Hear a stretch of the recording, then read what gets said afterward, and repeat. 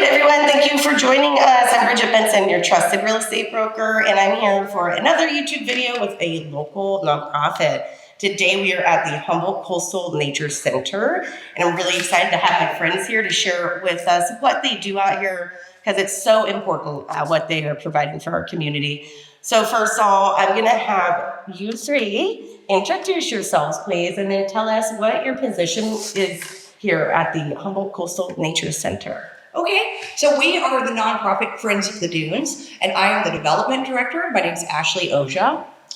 I'm Berenice Sanchez. I also go by Nice, and I am the outreach manager. I'm Justin Legg. I'm our stewardship director here at Friends of the Dunes.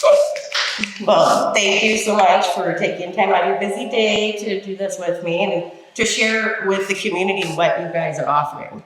So we did intros. Now, Ashley, I'm going to have you start. So what kind of things do you do out here at Friends of the Dunes for the community? I know it's so much. I want you to just kind of talk about that. At Friends of the Dunes, we're dedicated to conserving the natural diversity of Northern California through community-supported education and stewardship programs. And what that means is it takes a lot of friends to conserve these dunes. And so we do community education, we do events, we have a membership program, we do restoration is the main thing that brought us friends together. We've been doing restoration for almost 45 years here locally. Wow.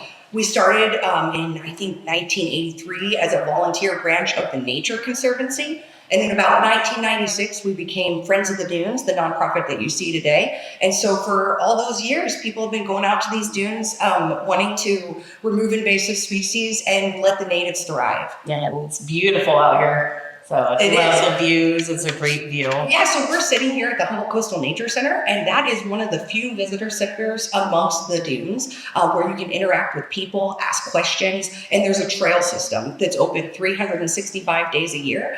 And also we have bathrooms here at the Nature Center and exhibits. And it's free, right? It is free, so it's a free visitor center, and it's smack dab in the middle of about 2,000 acres of conserved and protected dunes. And we interact as land managers with multiple dune properties around here. So if you have any questions, we can answer some of those. Well, it's great. Thank you for giving us a little insight about Friends of the Dunes. So much to do out here, guys. Lots of trips. What kind of events or special things are coming up that people can be involved with?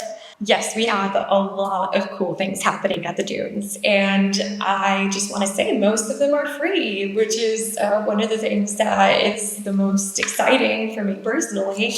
I want to tell you about some of the yearly events we have. Our year sale is one of the awesome events that we have here and we've had for a long time, where you can come get gently used gear for very affordable prices. That's one thing that happens in April. Then we have pollinator party where kids can come learn about local pollinators that we have here in this beautiful area, and things like Spooky Dunes. This is our annual event. It happens in October, where kids can come and have fun in the dunes and have a little Halloween celebration.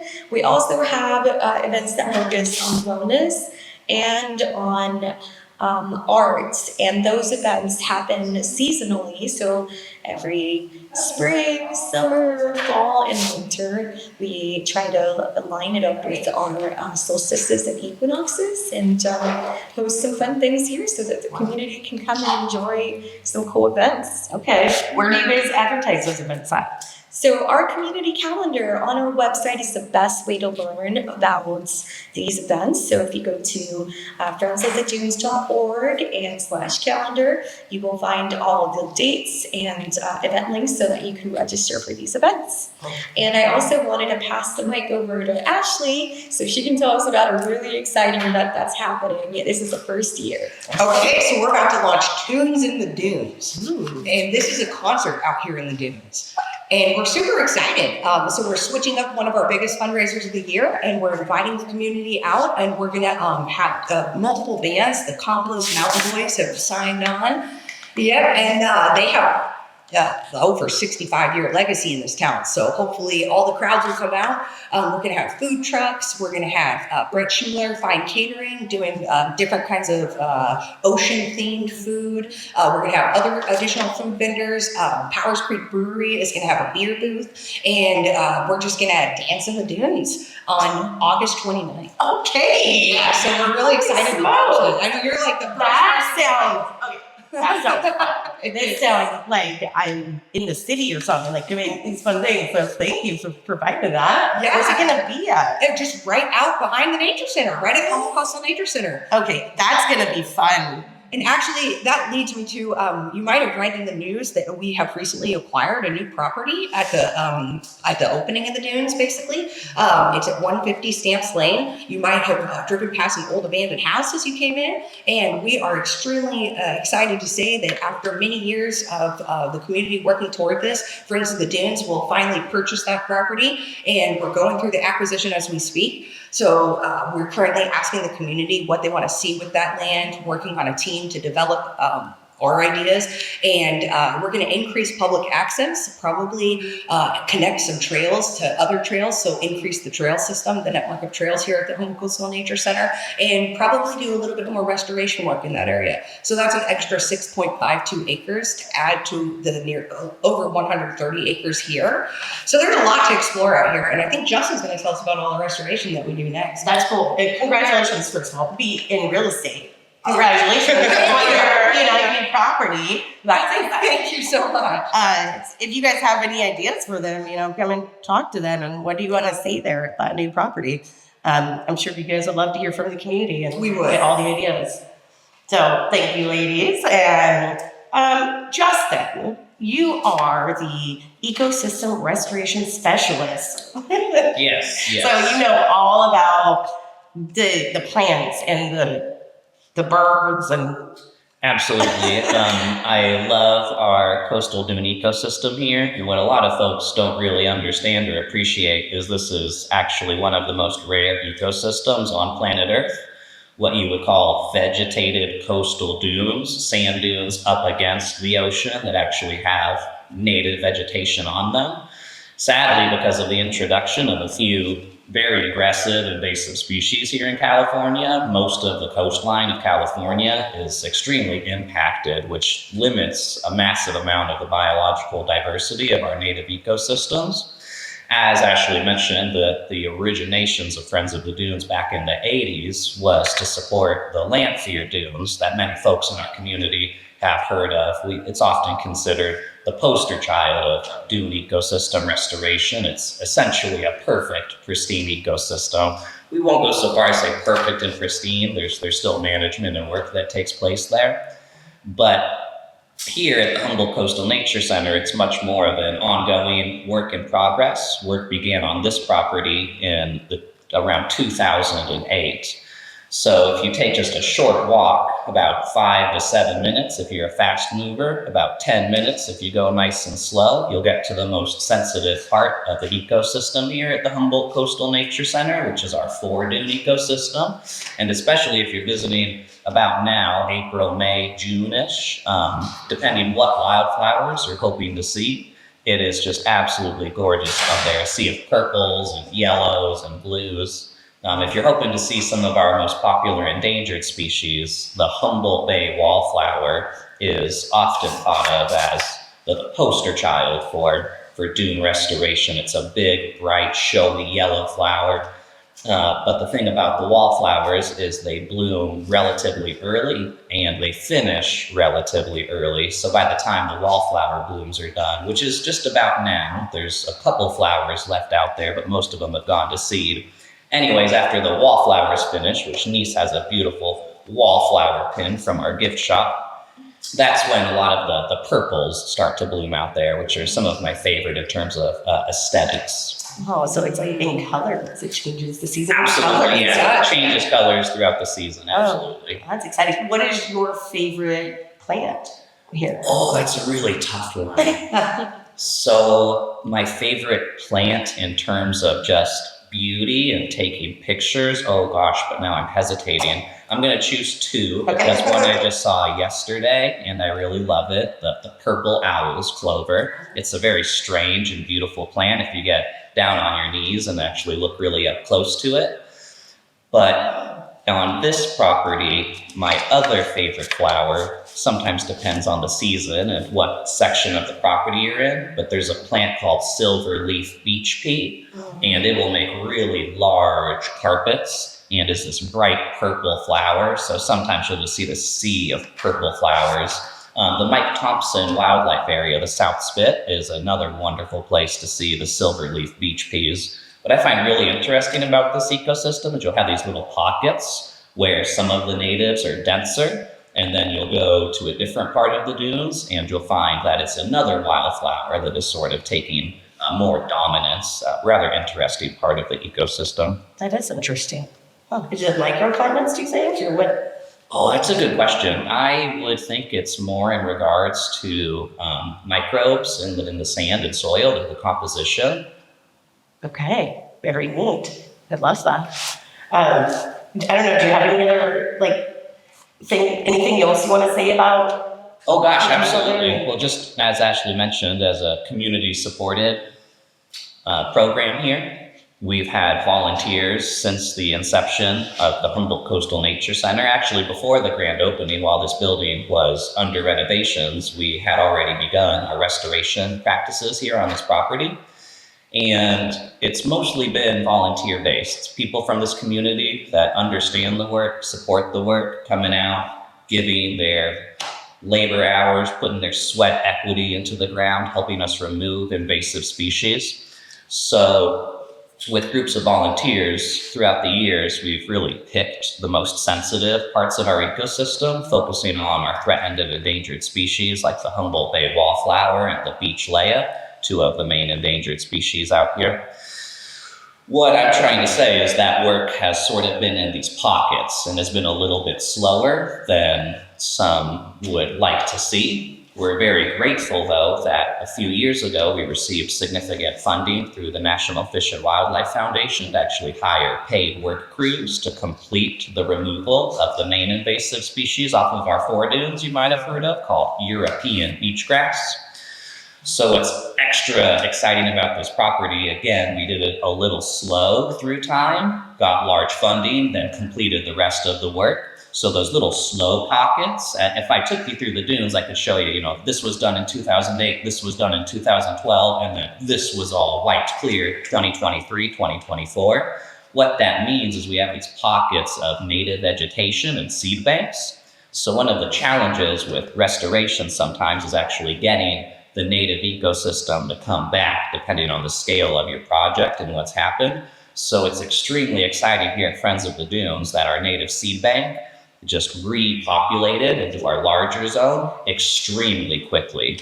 So not only did we plant more than 15,000 dune mat species on top of tens of thousands of plugs of Native American dune grass that was harvested from our partners at the Wadesh unit, on top of all the thousands and thousands of plants that we just put into the ground with community support. It was a really exciting day. We also have a massive amount of just seeds coming into the site with some very mature species, including a couple pink sand verbenas, which was the other favorite plant I was having a hard time deciding on. A relatively rare plant that you typically don't see. Oh, wow. So many things. That was a lot of information. Thank you for sharing that. Did you guys get all that? Yeah, you can rewatch the video, so don't worry about come back and ask questions. Yeah, and come down here and see Justin, go see the dunes. I really wanted someone to kind of talk about the building that we're in. Does someone want to talk about that? Or because I know that it was built for someone, right? And that's, I don't know, so me being in real estate, I think that's just really neat. Yes. Yeah, so I can start. So this is called the Stamps Dune House. It's a family, the Stamps family, and they actually still have pieces of property and come around and visit us quite often. So this was an earthen shelter kit. And I think they brought it here about in the 70s. We have an exhibit. You can come check out at the Nature Center that gives you the exact date.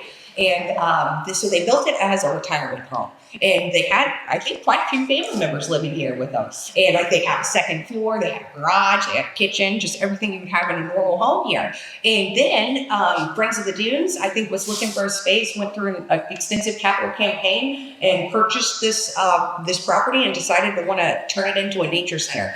So I think in about 2008 to 2011, they were working on that process, and it is a quite green building. I don't know if Justin could comment on some of those features, but is it reticulated heating?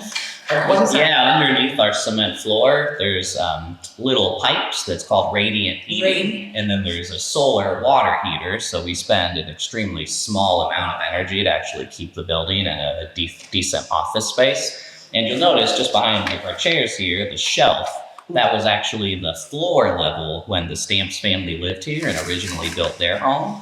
So during the construction, the building was totally, essentially gutted out, and the floor was lowered down about 3 feet, in part to increase the square footage to better facilitate the second story that we'll have one day, and as well to install the radiant heating. So this building is actually what's called LEED certified, LEED, Leadership and Energy Efficient Design, to the platinum level, which is actually an extremely difficult thing to achieve. Wow, that's amazing. And walking up, the roof is dirt and grass.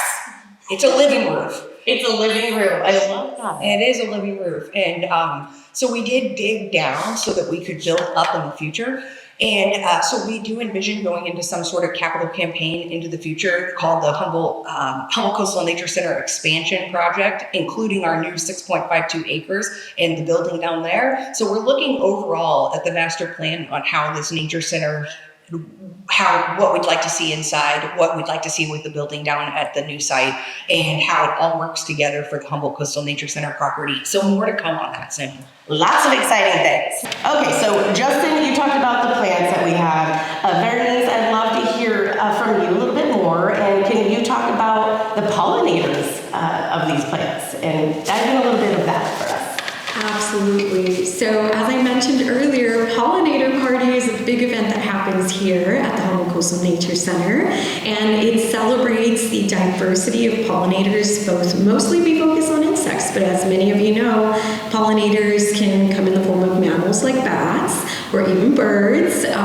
We actually have many species of both that are here at the Nature Center. But one that we really like to talk about is the silver bee. And at this time, they're out there right now buzzing around, pollinating these beautiful flowers that you find in the restored areas. And Pollinator Party really wants to celebrate that, really wants to celebrate biodiversity, wants to celebrate these insects, and we want to party with you all, really, is what we want to do. Invite you to learn about these amazing insects and bring the family. It's for all ages. Okay, and when is this again? This is happening this year on, I think we said July 18th, Yes. right? Okay, July 18th. Saturday, July 18th, yes. Big party down here. Big party. More details to come. Just check our event calendars on our website. That's where you're going to find all the information. And can you give us that website again? Also put it in the description, but. It's friendsofthedunes.org/calendar. If you go to our events page, you'll also see it there.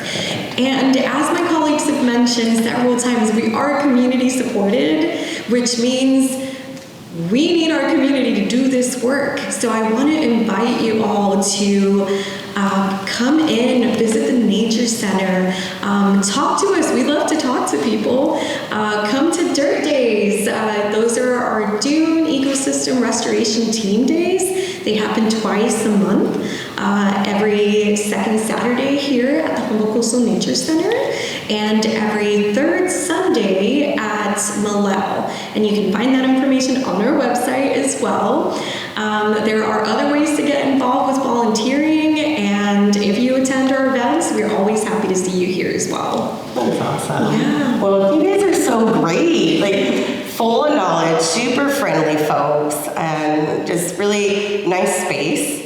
Very relaxed out here and calm, present. So if you're looking for something like that, come out breathe or breath. Take a fresh breath air out here in Humboldt County. That's what we do best out here.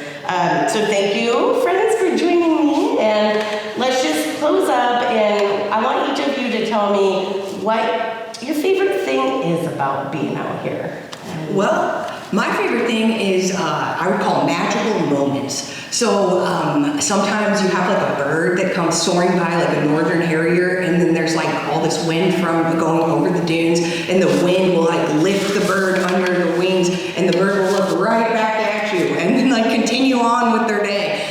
So magical moments with the animals and the plants. I love like the smell of the yellow sand verbena. So I encourage people to like take a moment, get down on the ground, feel the sand, smell the flower, look at the birds. Like just those simple things I find extremely peaceful, and yeah, they just bring me joy. That's so great. I love that. Very nice. For me, it really is just seeing our community have a good time out here. It's seeing people visit the dunes for the first time, or seeing kids like look at a bug and just that excitement in their face.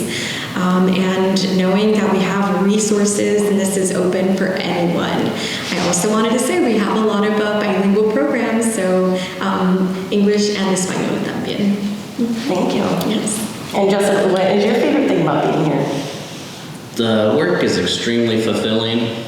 Getting to work with my hands, watch the native ecosystem come back, it's very real, it's direct. And then secondly, being part of what feels like a community team. It's not my project, it's a community project. I've spent so many hours, but many others have also put in thousands and thousands of hours. So it's extremely fulfilling to A, support such a real project, help the native plants here that are struggling, and then B, similar with the community, support my community, find fulfillment, working together to help restore the ecosystem. That is beautiful. You guys, that is just beautiful. You have something else? Yeah, Justin made me think of how that small actions can add up to like a large change, and that's what we do together as Friends of the Dunes. And thank you for being a great friend of the dunes. So it's Friends of the Dunes that got together that fell in love with these dunes and saved these dunes, and we'd love to make more friends. So we encourage everybody to come on out and come together so that we can all have a positive effect on the planet. I love that. This is a real good vibes, you guys. So I don't know if you can feel that through this video, but vibes are good. I just love that. Hearing from you guys what you love most, that is just the best. So definitely come down and check it out. Ashley, can you just finish off and tell us where do we find this place? How do we get out here? Yeah. For sure. So we're located in Manila at 220 Stamps Lane. Sorry, let me start over. So we're located at 220 Stamps Lane in Manila at the Humboldt Coastal Nature Center. We're the nonprofit Friends of the Dunes. We'd love to interact with you. You can go to friendsofthedunes.org to find out more information. There's an events tab there where you'll find our calendar, and we're constantly adding new things. Most all events that we do at the Humboldt Coastal Nature Center are typically free. So take a peek at that. We also do the guided walks at some of the different properties. So if there's space that you'd like to check out and you'd like a guided tour, check out that calendar and give us a try. So come on out. Right on. Thank you. Thank you so much for your time, and thank you for watching. You heard them. Come down here and check it out, and I will put the website in the description so you can stay involved and check out their fun events that are coming up. I'm excited, and I'll see you there. Thanks for watching. Thanks, Bridget.